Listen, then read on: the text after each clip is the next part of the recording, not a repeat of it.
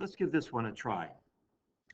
I need to go from this Reimann sum to a definite integral. So I can start by seeing that my delta x, which is equal to my d of x, is 4 over n. And here they're using k instead of I. I don't, k, I doesn't make any difference. The issue is I have essentially two functions here, this 12k over n, and then this cosine 1 plus 4k over n, and I have to decide how I'm going to decide which one's going to be my x. So the first thing I'm going to do here is I'm going to change this 12k over n into 3 times 4k over n, or as I like to think of it,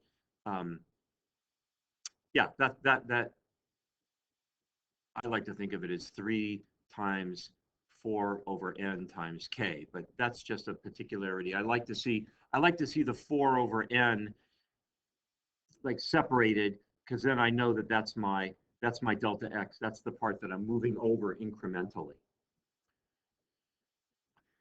The problem here is in deciding in my integral, is my starting point going to be 0, which it would be with the 12k over n, or is my starting point going to be 1,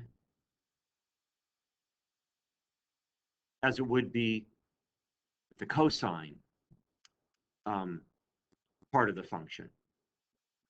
Because I can see very clearly that my x is going to be the same as 4k over n. I can immediately rule out A and C because they're using 12.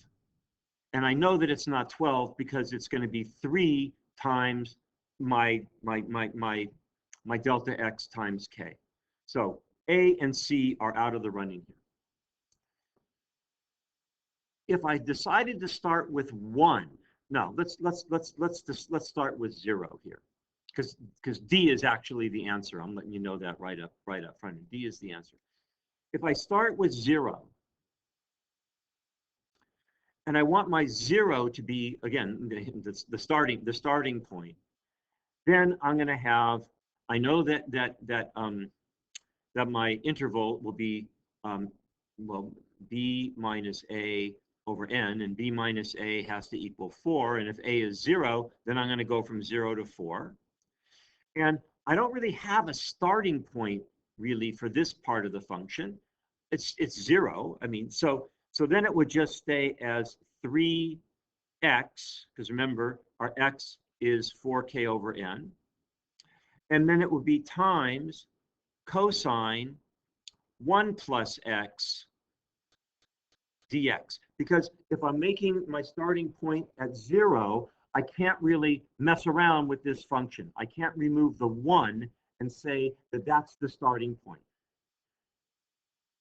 If I wanted to use 1 as the starting point, then let me erase some of this stuff to make it a little bit more clear. If I wanted to use 1 as my starting point,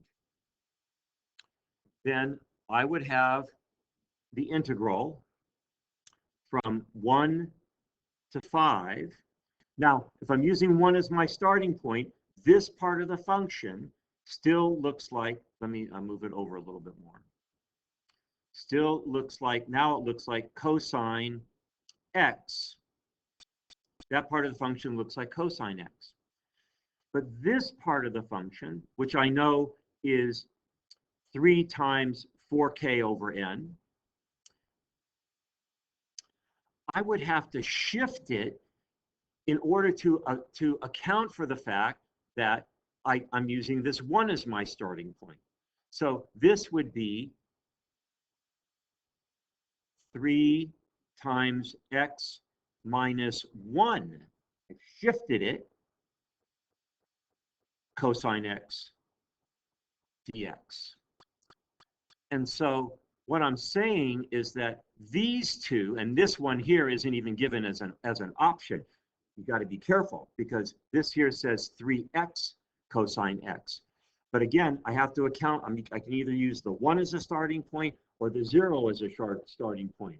And if I'm going to change it, then I have to make an adjustment to the other function. They have to have the same starting point.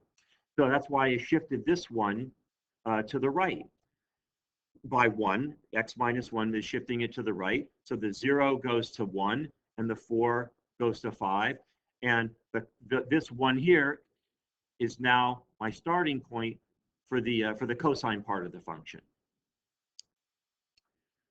And just to prove to you, and actually it was to prove to myself that this was the case, I put both of them into my calculator, and you can see right here that they are the same.